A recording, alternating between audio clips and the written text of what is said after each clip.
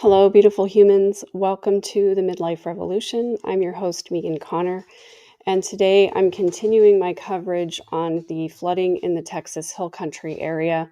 It is Monday, July 7th. It's about 1:40 in the afternoon, and I'm actually waiting to hear back from a local church in the area about whether or not they still need volunteers for this afternoon. So it's a possibility I'll be heading out that way very soon. But I wanted to give you a few updates, correct a little bit of misinformation, and also give you some new resources. The first being that I want to share a new website. Yesterday, I shared the tcr.communityos.org. That's still the website that the Kerr County Sheriff's Department is asking people to visit if they would like to donate to local businesses or local charities. There is a new website that I have to share with you, and that is this one here. It's called the Community Foundation. It's communityfoundation.net. This is a website that was established by the Hill Country Community Foundation, and they are accepting donations for the Kerr County Flood Relief Fund. And if you click on this, it gives you some suggested amounts, and it notes that the Community Foundation is a 501c3.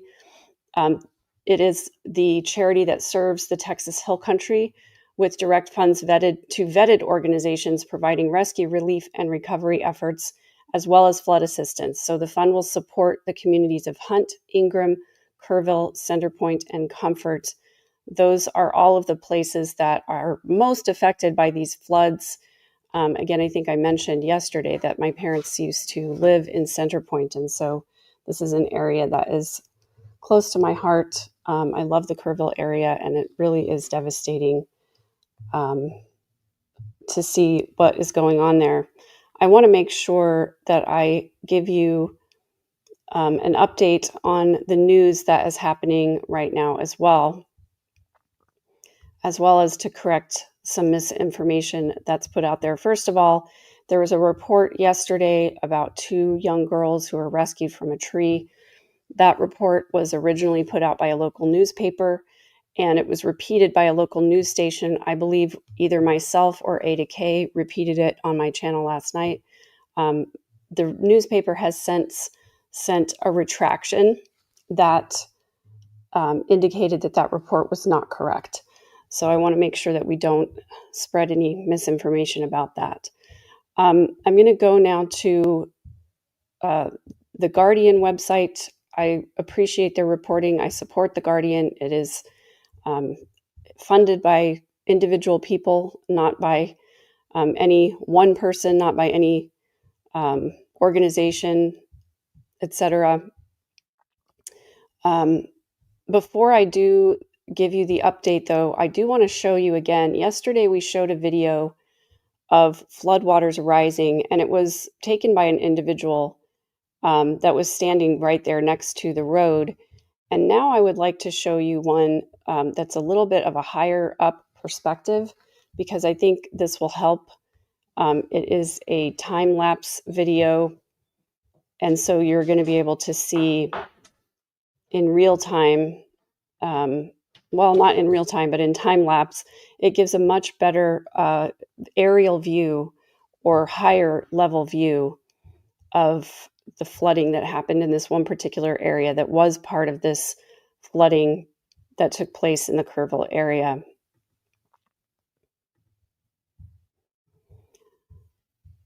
So I'm going to just enlarge this. Now, again, this is time lapse. You can see the timestamp up here. It's kind of overshadowed by the title, but it shows 17:10:33. This is over the course of 20 minutes, and you can see this is a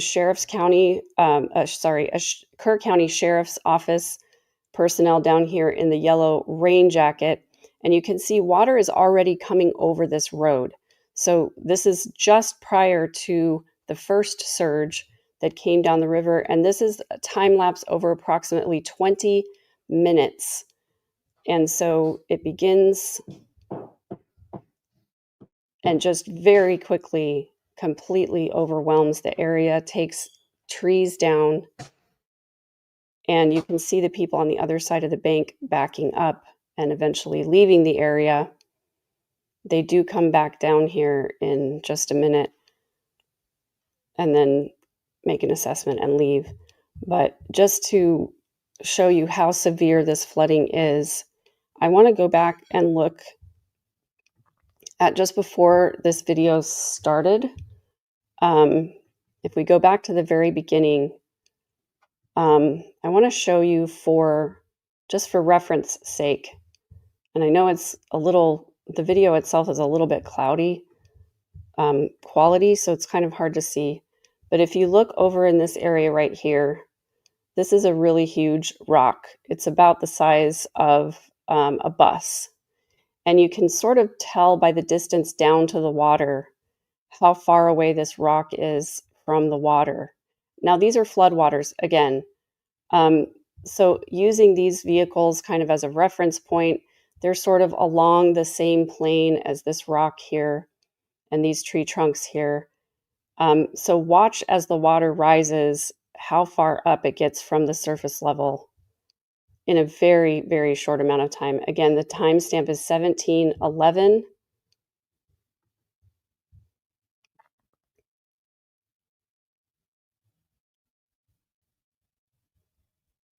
And this is just 15 minutes later, 20 minutes later. It's all the way up to this rock right here. So incredibly dangerous. And you can also see, I don't know if you can see them, they're very tiny, these signs over here that are telling people, they're blocking people from this road. Because this is a road that does flood frequently, but generally the flash flooding is a lot more contained than that. So anyway, I hope that gives you a good idea of how fast this water moves. It is still raining here, not in San Antonio where I am, but it is raining in the Kerrville area. We are under a flood watch, and I do want to actually share this with you because this will show you what the weather conditions are right now, or at least what the warnings are right now. So you can see San Antonio down here. Kerrville is about 45 minutes away, so they're under a flood watch. And then these other counties a little north of here are under flood warnings. And that's for today. I know this says Wednesday through Sunday, but I took this screenshot just about an hour or so ago. And around 5 p.m., thunderstorms are going to start again here in this area. And looking at the radar, right now there's a storm that is moving north of Kerrville, north of Fredericksburg. I'm going to see if I can pull up the radar here for you guys so that you can see it.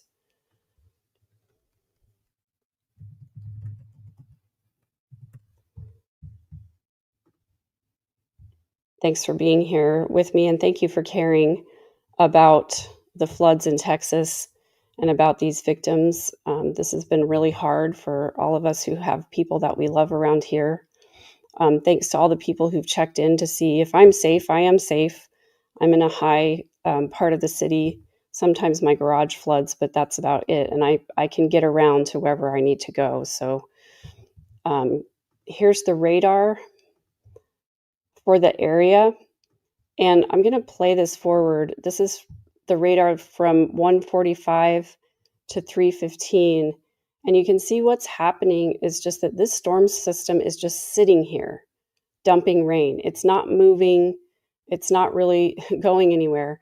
So this is about, here's San Antonio, obviously. The Kerrville area where this flooding occurred is right here. And this is about another 45 minutes north to Junction, Texas. And so there's a storm cell that's just sitting there and has been sitting there since earlier today.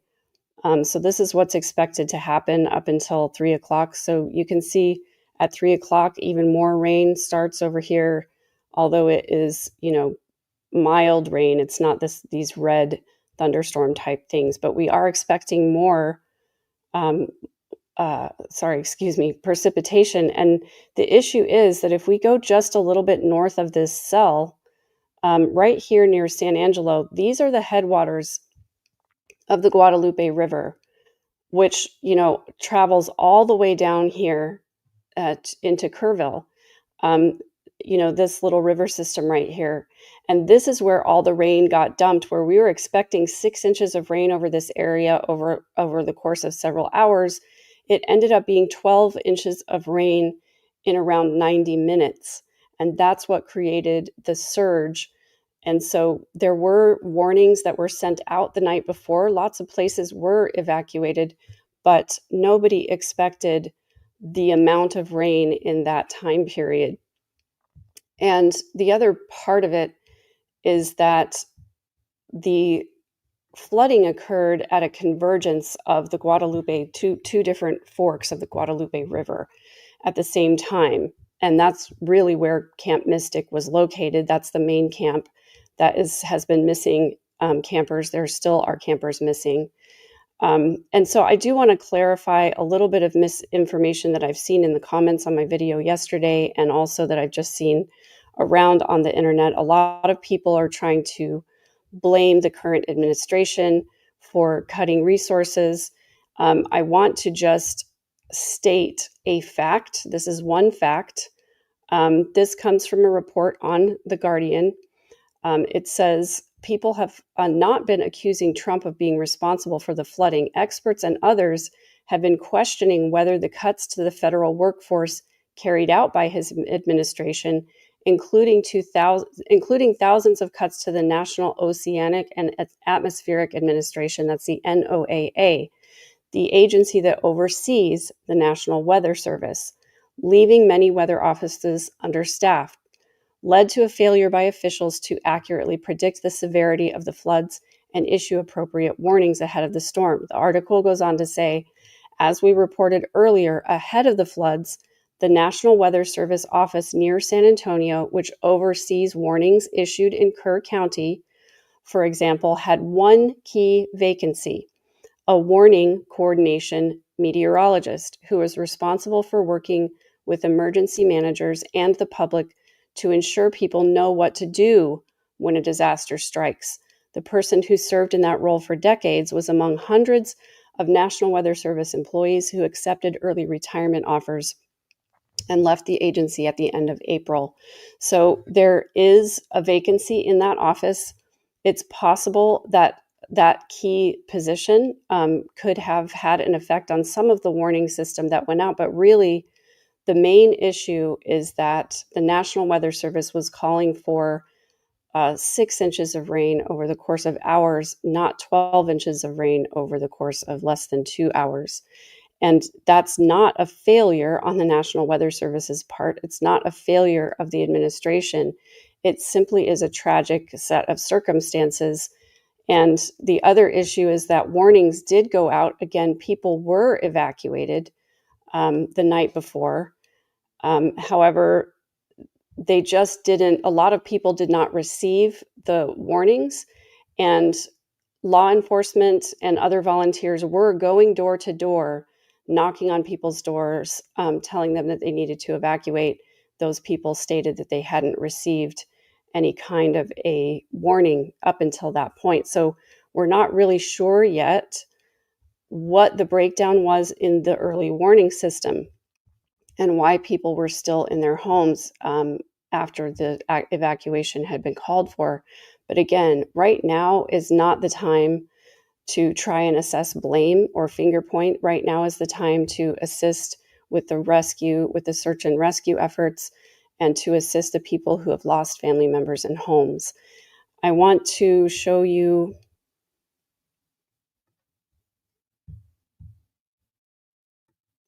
I have a slide here that has some different ways that you can help. And again, the main website that Kerr County individuals from the Sheriff's Office pointed me to was tcr.communityos.org. They already have donation structures set up to get to vetted organizations. And then The second one is that communityfoundation.net that I showed you, which is the Kerr County Community. tcr.communityos.org is specifically for Kerr County. Communityfoundation.net also benefits other counties in the area that have been affected. So again, the majority of the people who were lost in this flood came from Kerr County. However, there were many other counties that were affected as well.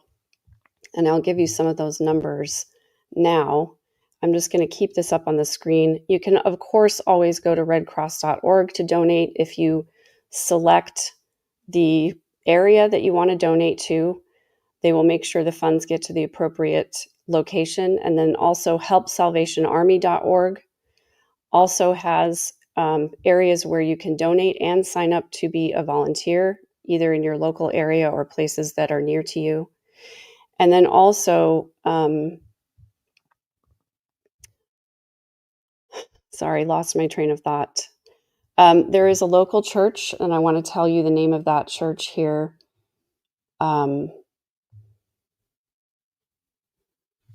It seems like I navigated away from that, but let me find it for you again.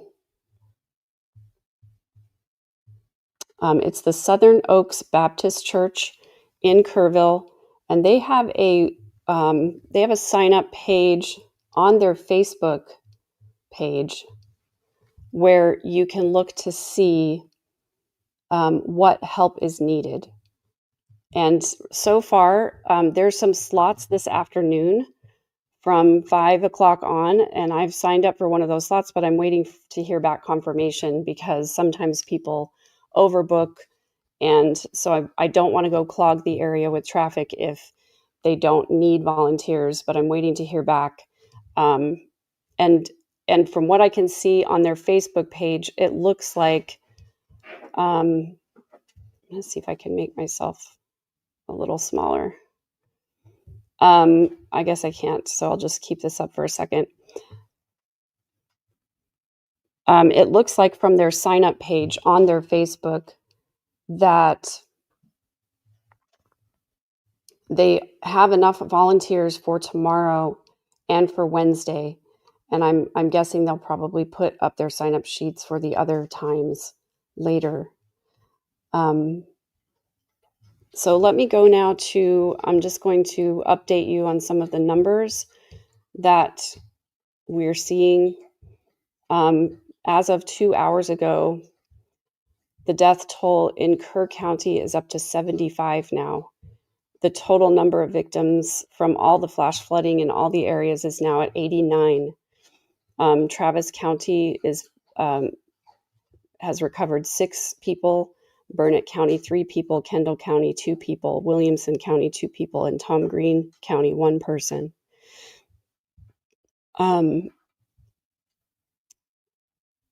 Of the death toll in Kerr County, 27 of those 75 people are children.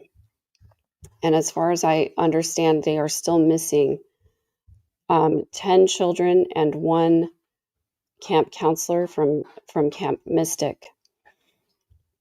And so again, I want to keep the focus on finding those who are missing and giving accurate reporting about what's been happening.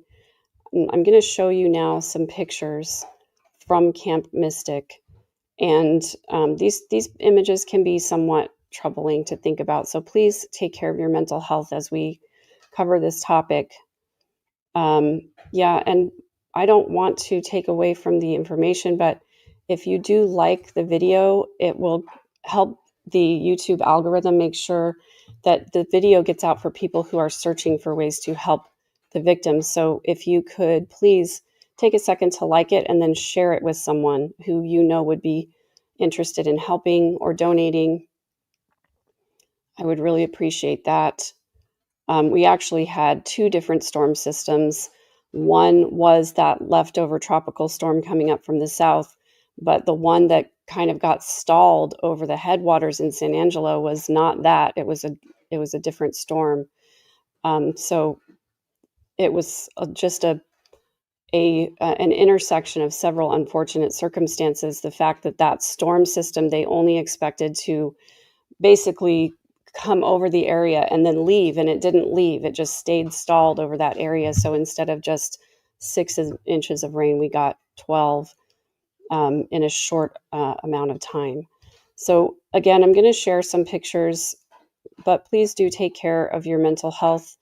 Don't dig into this or consume it if you don't have the emotional bandwidth for it. I know it's a lot to think about. I just want to get the awareness out because I know a lot of people are reporting on it. It is international news at this point, but it is just so close to home for me. And I want as many people to be aware of what's happening as possible so that they can get the resources they need. And I do know that the president has said that he's going to be sending federal aid, probably will be visiting the area.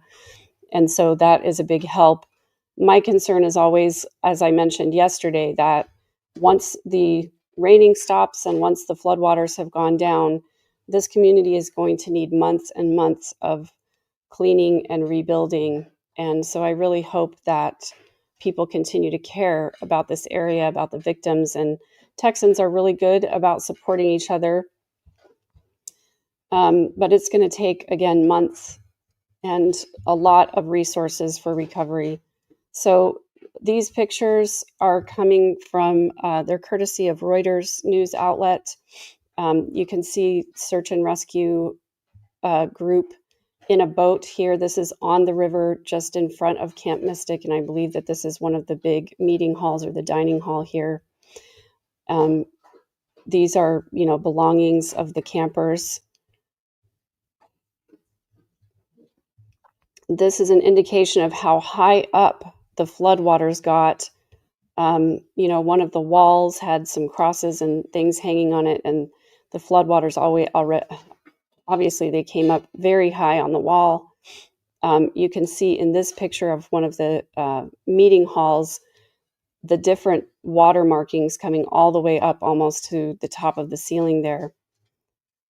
And then, bedding and belongings from campers' items that, ostensibly they brought these out of the cabins to start the cleanup effort.